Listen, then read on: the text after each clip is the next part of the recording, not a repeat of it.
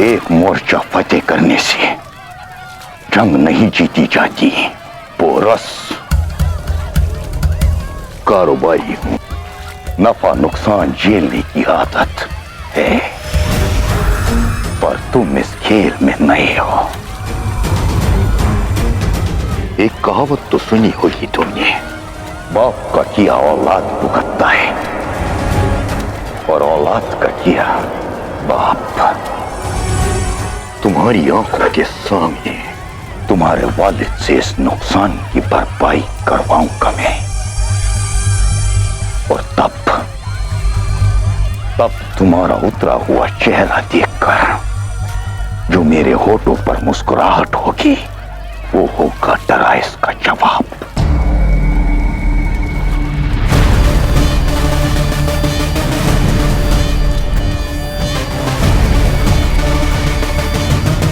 मैंने तुम्हारा बाजार भस्म इसलिए नहीं किया ताकि उसके नुकसान की भरपाई करवा सकूं। प्रयास करके देख लो, औंधे मुंह गिरोगे।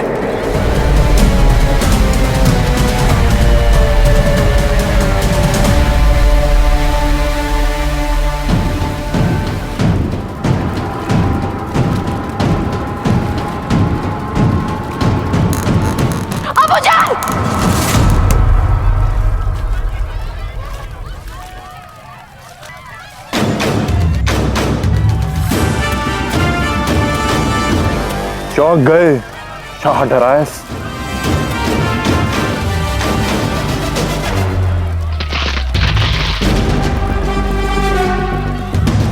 तुम्हारे प्राण बचाए क्योंकि तुम्हें मारना मेरे लिए बहुत सरल है, और पुरु कोई सरल काम नहीं करता।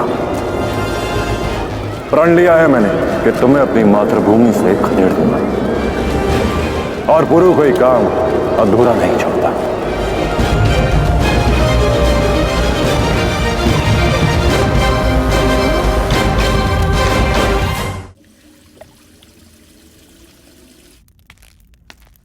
शादी? किसकी शादी? बहुत जल्द जान जाओगे। तुम्हारा कोई अपना तुम्हारे किसी अपने से रिश्ते में जुड़ने जा रहा है।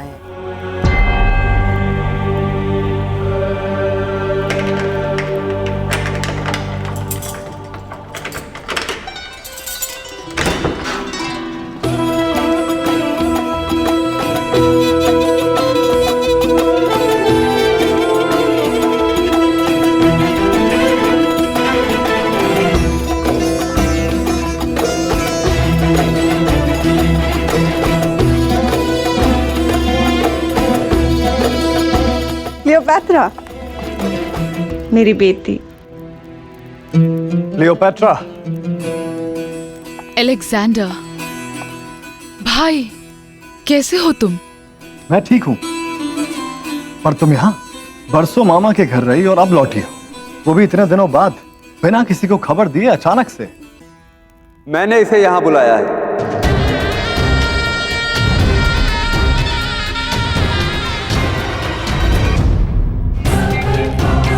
बरस हो गए, अपनी बेटी को देखने के लिए तरस रहा था, इसलिए बुला लिया। बिना अपने फायदे के तो तुम सांस भी नहीं लेते फिलिप। कोई तो वजह है जो तुमने क्लियोपैत्रा को यहाँ बुलाया।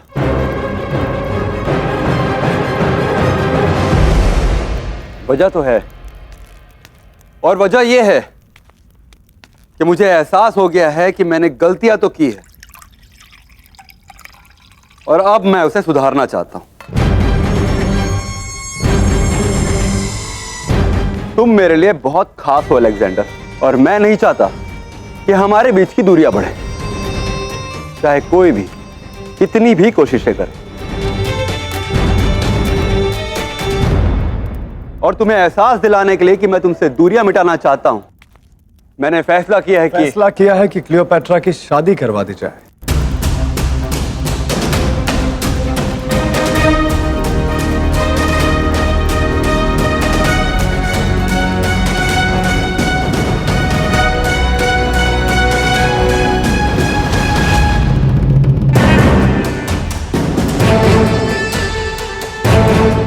क्या? अगर ऐसा था तो आपने हमें खबर क्यों नहीं दी शाह?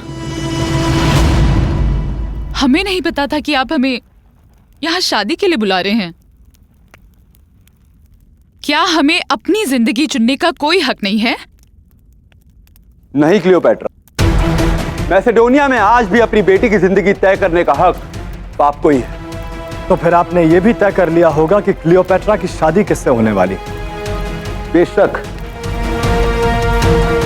मैंने कहा कि मैं तुम्हारे साथ रिश्ते सुधारना चाहता हूं, तो मैंने तय किया है कि यह शादी भी तुम्हारे ही किसी खास रिश्तेदार के साथ होगी। इसलिए बेहतर होगा कि क्लियोपैट्रा की शादी भी तुम्हारी मां के भाई एपेरस के अलेक्जेंडर के साथ।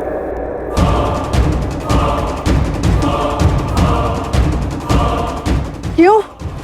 मेरे भाई अलेक्जेंडर की शादी तुम्हारी बेटी के साथ क्यों? तुम्हें तो मेरा खून बदजात लगता था ना, अब क्यों उसे मेरे खून से मिलाना चाहते हो? मैंने वो किया जो सही लगा।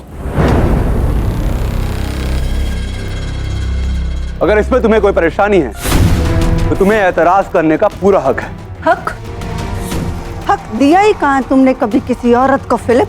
पहले मुझसे मेरी मर्जी का हक छीना और मेरी बेटी पर अपनी मर्जी थोप रहे हो। बादशाह हो ना, सिर्फ हुक्म देना जानते हो, सलाह लेना नहीं।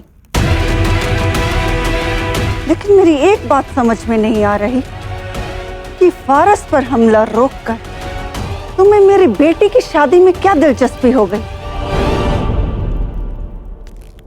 फारस पर हमला जरूर होगा, मगर इस शादी के बाद। एक बार क्लियोपैट्रा की शादी तुम्हारे भाई के साथ हो जाए तो हमारे रिश्ते और मजबूत हो जाएंगे। और जब मैं फारस को जीत रहा होऊंगा तब अलेक्जेंडर मैसेडोनिया की हिफाजत अपनी जान से भी ज्यादा करेगा। आपका हुक्म सर आंखों पर शाह, आप जैसा कहेंगे वैसा ही होगा।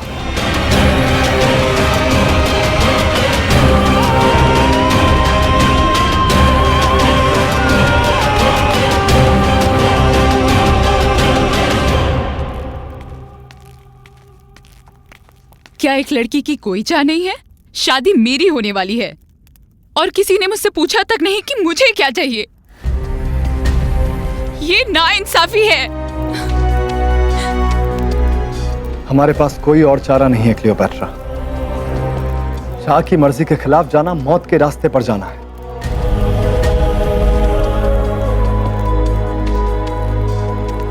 और अगर अपनी मर्जी की करनी है तो शाह बनना जरूरी है।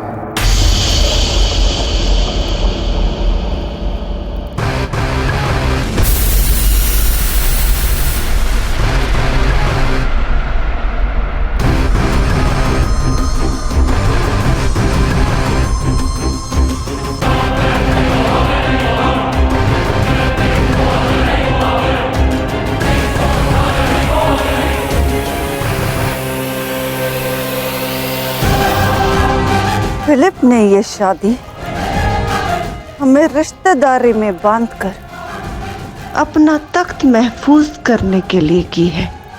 कुल्हाड़ी की धार अब बैल की कुर्बानी देने को तैयार है। दरख्त को उखाड़ फेंकने के लिए आखिरी चोट देने का वक्त आ गया है अलेक्जेंडर, और वो वक्त है ये शादी। खुशियां और गम साथ साथ आते हैं। एक गम के साथ अब एक खुशी भी आएगी।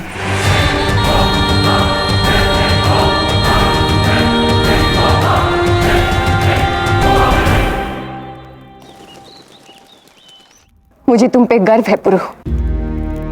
आज मुझे विश्वास हो गया कि मेरा स्वप्न और भविष्यवाणी अवश्य पूरी होगी।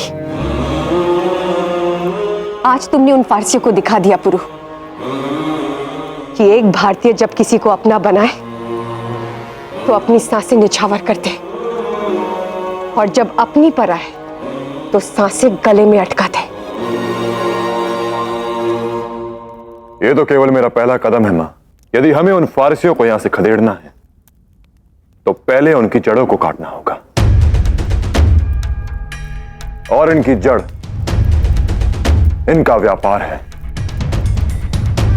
यदि एक बार इनका व्यापार हिल गया तो भारत में रहने का इनका आधार छिन जाएगा। छोटे से बाजार में आग लगाने से कुछ नहीं होगा। हमें एक एक फारसी वस्तु अपने देश से बाहर निकालनी होगी। परंतु ये सब होगा कैसे पुरु? ये सब होने से पहले बहुत कुछ होगा मां। जहां तक मैं शाह डराइस को जानता हूं, वो मेरा नाम लिए बिना महाराज बमनी के पास जाएंगे और उनसे ये कहेंगे कि ये आग किसी ने जानबूझ कर लगाई। उनके मन में शक पैदा करेंगे और फिर उनसे ये कहेंगे कि बाजार में आग लगने से पहले वहां प्रस्तुत आखिरी आदमी मैं था। और ये सुनकर आपके आर्य महाराज बमनी मुझे उनके सामने प्रस्तुत होने का संदेश देंगे, ये सोचकर कि अपराधी मैं हूं। जहां तक मेरा अंदेशा है, संदेश आने वाला ही होगा। राजकुमार पुरुषोत्तम, महाराज ने आपको राजसभा में उपस्थित होने का आदेश दिया है।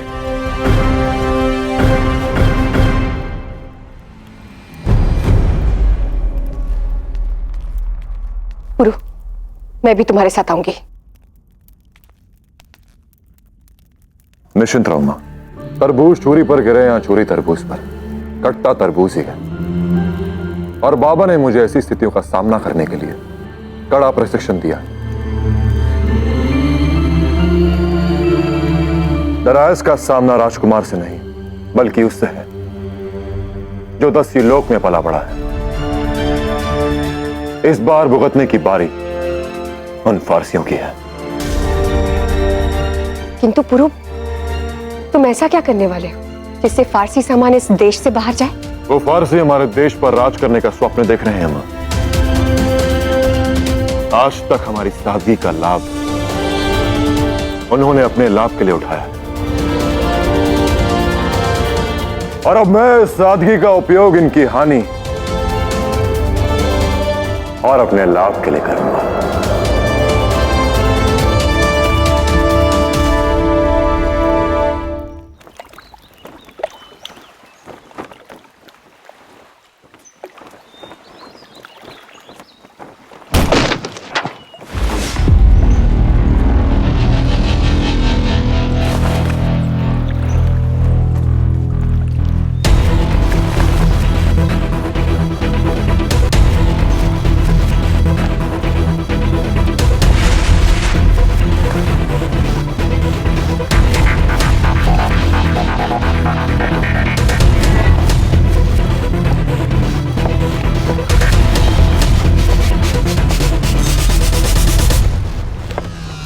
हमें जल्द ही किसी सुरक्षित स्थान पर जाना होगा। मैं जानता हूँ कहाँ जाना है।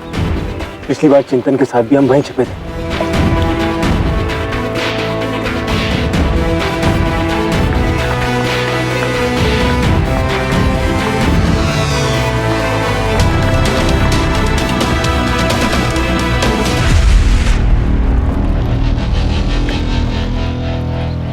इतना सन्नाटा,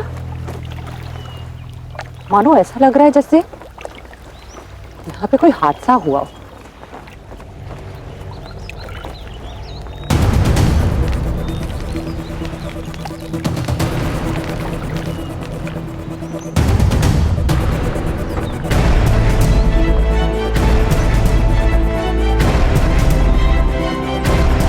इक्कीस वर्षों में ऐसा नहीं हुआ है भाई। अचानक से पूरा फारसी बाजार भस्म हो गया। कैसे? ये तो कोई नहीं जानता है, किंतु पूरा के पूरा बाजार भस्म हो गया जल के। कुछ नहीं रहा बाजार में। बाजार में आग लगी? ये काम अवश्य पुरु ने किया होगा। उसने 10 लोग का प्रतिशोध लिया है। तुम भूल रही हो लाची, हम पे आक्रमण फारसियों ने नहीं, पौराष्ट्र के सैनिकों ने किया था। किंतु ये बात तुम इतने विश्वास के साथ कैसे कह सकते हो हस्ती? बाजार की ओर चलते हैं, स्वयं जाकर देखते हैं कि सत्य क्या है।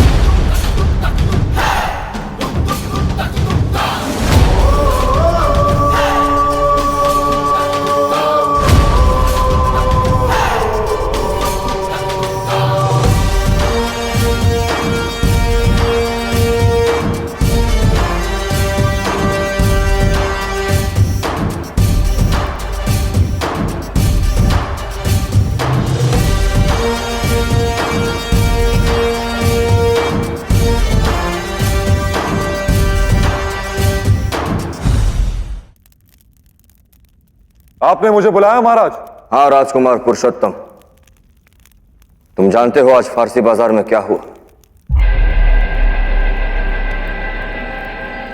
महाराज वो क्षण मैं कैसे भूल सकता हूं। आज तो मैं मरते मरते बचा। अग्नि मेरे इतने निकट आ चुकी थी मानो राजकुमार के रूप में मेरा आज पहला और आखिरी दिन होगा। कितना विचित्र संयोग है।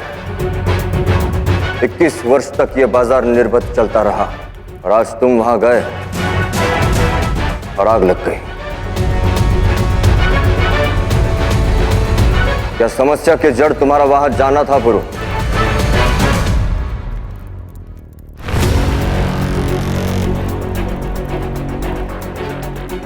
उत्तर दो पुरु, क्या तुम्हारी वहां उपस्थिति और इस अग्निकांड में कोई संबंध है? ये आप क्या कह रहे हैं महाराज? मुझे लगा आप मुझसे ये पूछेंगे कि मैं कुशल हूं या नहीं, और आप मेरा संबंध बाजार में हुए इस अग्निकांड के साथ जोड़ रहे हैं। हाँ महाराज, मैं वहां पर था, पर मैं अकेला नहीं था।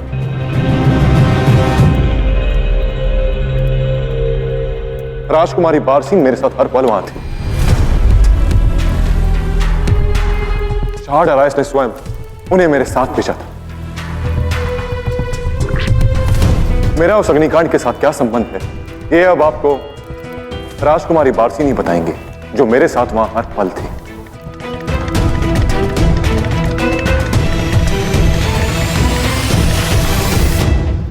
राजकुमारी बारसी, क्या आपने मुझे बाजार में कुछ ऐसा करते हुए देखा जिसके कारण आग लगी हो? देखिए, सत्य बताइए, क्या मैंने आपको अग्नि के पास जाने से नहीं रोका? क्या मैंने आपके पिता के प्राण नहीं बचाए? बताइए महाराज को कि इस अग्निकांड के साथ मेरा कोई संबंध नहीं।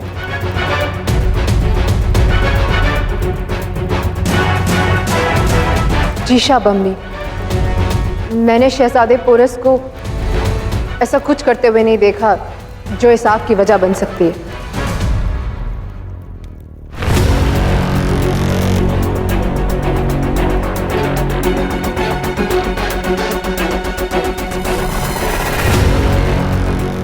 हम सब यहाँ हैं गुरु।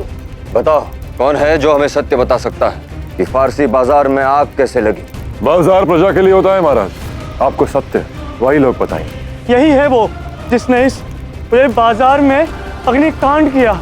अब हम इस कांच को कभी स्पर्श नहीं करेंगे। इस कांच को स्पर्श करना बहुत बड़ा अपशगुन है, अशुभ है महाराज।